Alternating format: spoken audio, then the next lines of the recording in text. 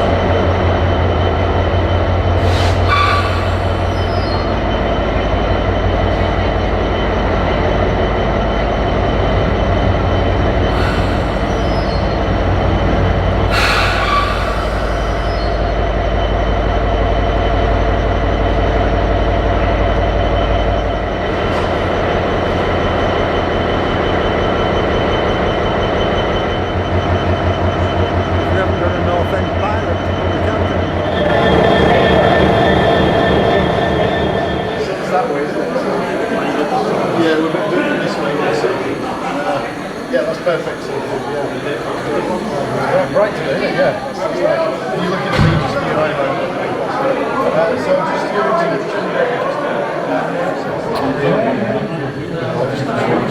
here Platform 5, problem 11:25. We're about to have, so who wants to go first? No, sorry, you don't want to listen to me do a karaoke.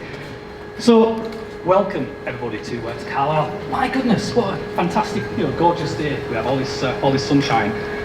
So it's 40 years today since the incident happened. 40 years. It was the 1st of May 1984, and clearly we're incredibly proud to get together. Thank you all for joining us to commemorate what happened on that day. Clearly, Carlisle Station could have looked very different. In fact, Carlisle could have looked very different if it were not for the action that our dad took that morning. Spotting the actual issue and then diverting the runaway portion onto the goods line. So in any case, my dad. Well, there's several people here today, and I just want to say so. My dad and my mum were quite busy, so there's 5 of us. They had 5 children. They had, and I'm probably going to go wrong here, so I'm looking at my wife to remind me. So there's 5 children, 11 grandchildren, 6 great-grandchildren, and 1 grandchild, I should say. And in fact, the youngest of all of them is little Finley over here, who's my grandson, who's stood over there looking very, very shy. So what we're going to do this morning is we're going to, clearly we're heating in the locomotive, but we'll say a few words about what happened on the 1st of May 1984. It's Tuesday, I know, I want to on Google, what a great friend Google is. And then David Hunter here from Network Rail will say a few words, David Goulding from GB Rail Freight, Ian, my brother, will say a little bit. And then we've got an opportunity to get a little bit of lunch upstairs. We might have to do that in little groups because the room might not accommodate us all, but that'll be fine. And then for all those who are able, and I know Brian, our driver, certainly won't be able, but for those who are able, we've got a few drinks in the Griffin. So yeah, really pleased if a few of you can join us there. So who knows what happened on the 1st of May 1984? I know you do. I know Brian Parker does, because Brian worked with my dad for a few months, so got to know him. I know Chris over here, who's the current chap in charge of Power Signal Box, will know. But basically what happened is, my dad had been working a night shift, and so he started at 10 o'clock the previous night, and then at around 5:30 he noticed on the signalling panel a light where you shouldn't have had a light, basically. And this is a little bit sad, this, I've probably got it in my pocket somewhere. But he noticed on the panel a little light on one of these where it shouldn't be, and at first he thought it was a signalling fault, which is highly unusual because signalling engineers, it's very rare. There's ever signalling faults. But when he saw it move, he thought, this isn't a signalling fault. This looks like a runaway train. We shouldn't have any trains in that area. So pretty quickly, having worked on the railways for 40 years, he realised that something needs to be done about this, and the most important thing was to actually divert the runaway train away from Carlisle Station, keep it away from passengers. That time of morning was a very busy train on platform 4, just as there is now, one of the advanced trains going to London. In fact, that's not going to London. In any case, he diverted the rear portion of the goods line, and if he hadn't done that, the staging would look a little bit different. I know not to compete with pendulum. You even think I'm a bit of a train geek myself, of course, I'm definitely not.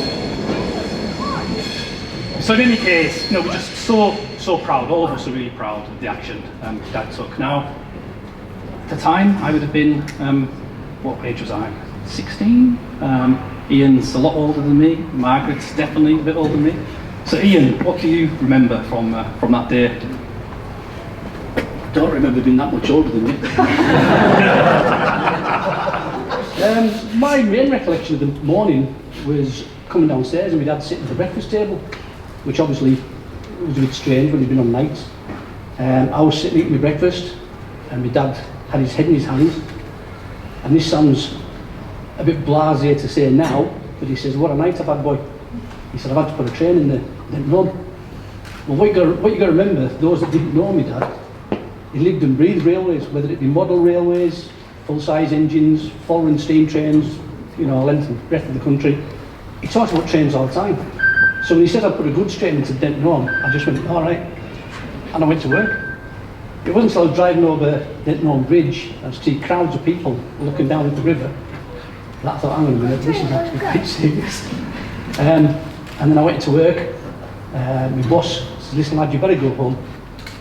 Went home, cul-de-sac full of cars, walked up the garden path, opened the kitchen door, coffee cups everywhere. The man was standing, looking quite flustered. I said, what's going on?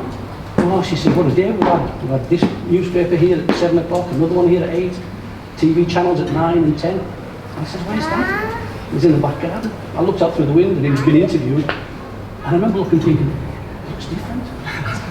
He had his teeth in. Which is something I didn't really see. I've never seen it very often, christenings and funerals. So yeah, that was my recollection of the day.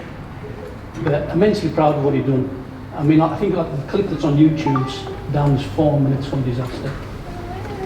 In real time, whether it's 4 minutes or less than that, I honestly don't know. But yeah, so this is fantastic. Very proud, and I'm pleased to see so many people here. And that's my bit. Brilliant. Thank you. Ask me now, Dave. Oh, he's Paul Darlington as well. And Mike. And Mike. So these guys have been stuck on a train which definitely has nothing to do with the signalling program, I'm sure. So welcome.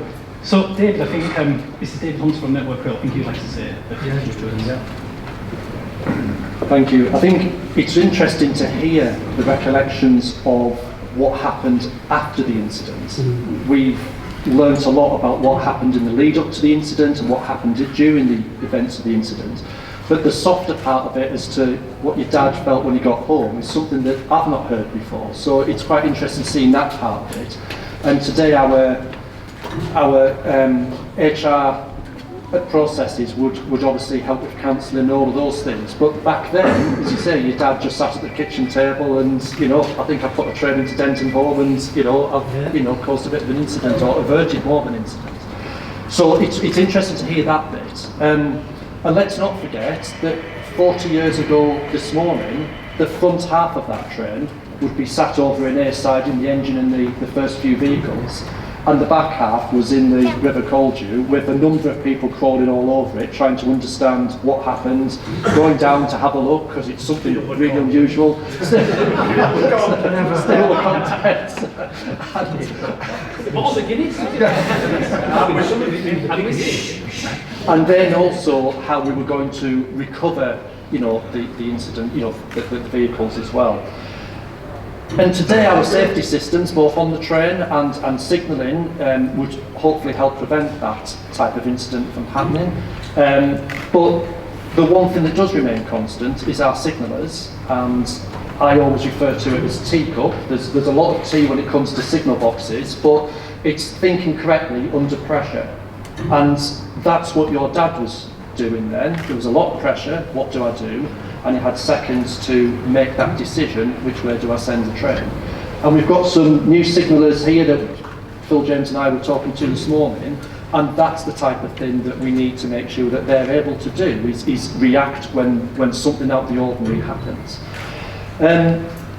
So for me, it's really interesting to hear about what's gone on, and it's fantastic that we're able to mark the anniversary.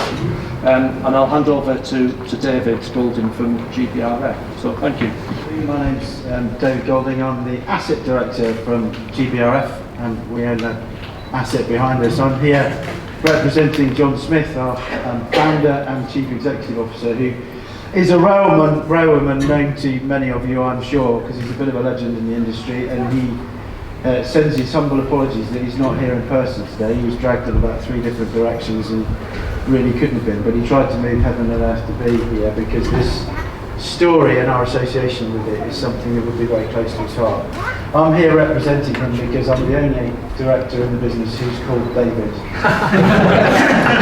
which seems to be the rule today. GBRF was founded about 25 years ago now by John, and he's still in charge, and he's got his fingerprints still all over this business.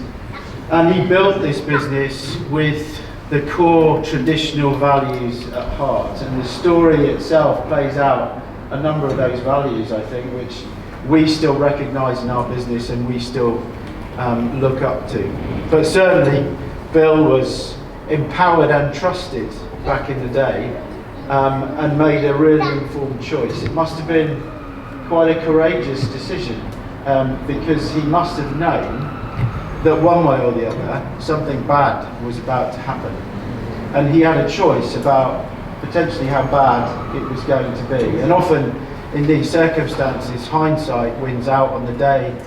The investigations that are poured over for years afterwards will then reflect on what did or did not occur, and often with the benefit of that hindsight, decisions are challenged.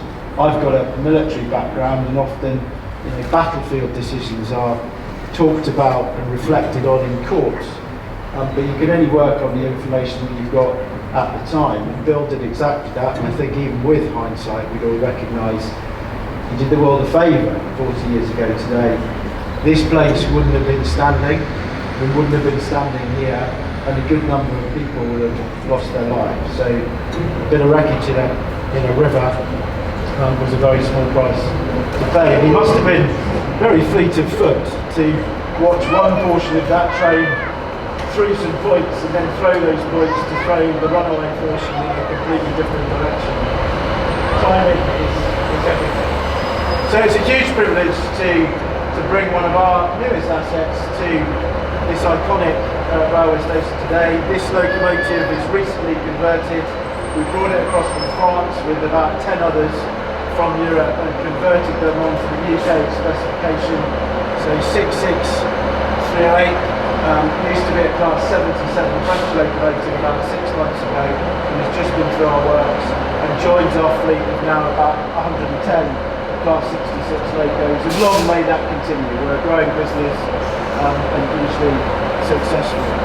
I think now is the moment we've all been waiting for, as I invite the family to come up and unveil the plan.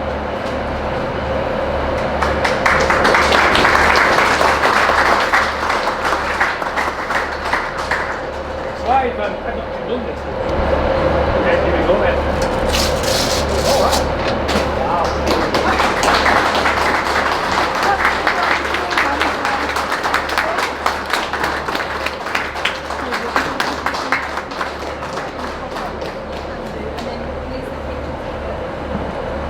I don't want to break this locomotive. No, that's fine. Question for those of you in similar age.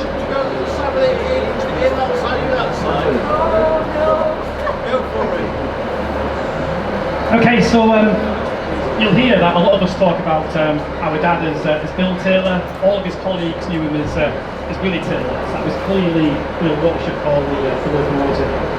So I guess the main thing I want to do, there's a lot of people now I'm really keen to thank. So first of all, GB Rail Freight, you just heard from David Goulding. I was over the moon to call chat in GB Rail Freight and Tim Hartley. As soon as I mentioned the story to Tim, he said straight away, this is something that we would like to support. I'm sure John Smith would like to support it. I've got a funny story about John Smith that I've shared with David Goulding that I'll save in the bar, but it is quite a funny story. So yes, thanks to both Tim Hartley, to John Smith, to David Goulding and Peter Day, and Joanna, who stood over here, who's done a lot of the kind of planning and organising. There's a chap stood at the very back here, so he's the driver. So the loco wouldn't be here without a driver. So Brian, thank you, really appreciate it. The locos came from Doncaster, and I think a lot of people don't really appreciate the amount of planning that has to go into bring the locomotive, a light engine, from one part of the country to another, the track access, the kind of negotiation with Liverpool rail, put in between different services. Clearly this is happening before there's a service that another train comes in after lunchtime. I think this needs to move out to about 12:15. But then if you want to see the locomotive, it'll be kind of all over the country. So also thanks to Network Rail. So here we've got Phil James, who's kind of stood quietly back dealing with a signal issue we account for probably at the moment. So it fills the route and directs it here for Network Rail West Coast Main Line. We've got some of my dad's colleagues. So I mentioned Brian earlier. I think that's super that Brian's here. Ken Harper, where's Ken? He's stood towards back. So Ken, I think he's probably he was dad's bosses. They don't quite. There's Gwyn, who was in Network Rail all the time.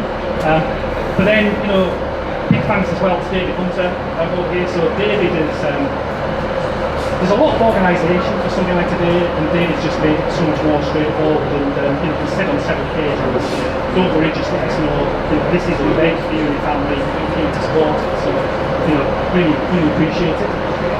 You know, everyone's busy, so making time to do things like this.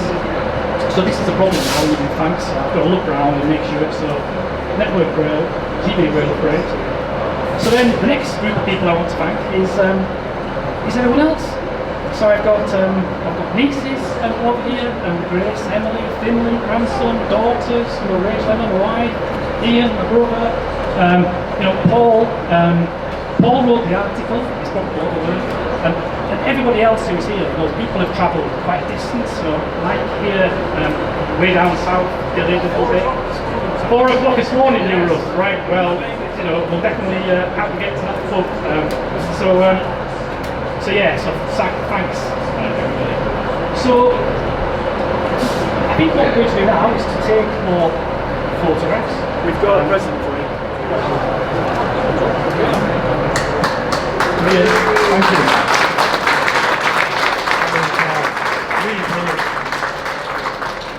And you know what's interesting?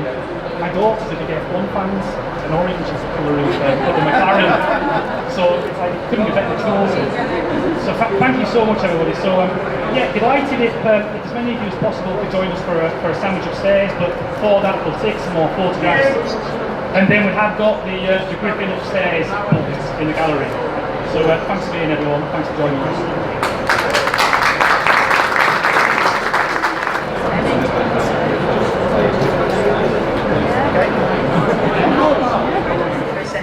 And Newcastle.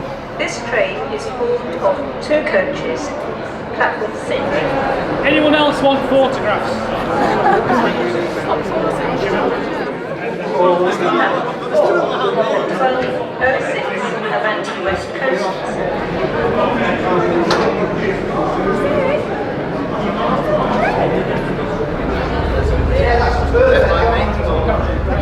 Look at the picture.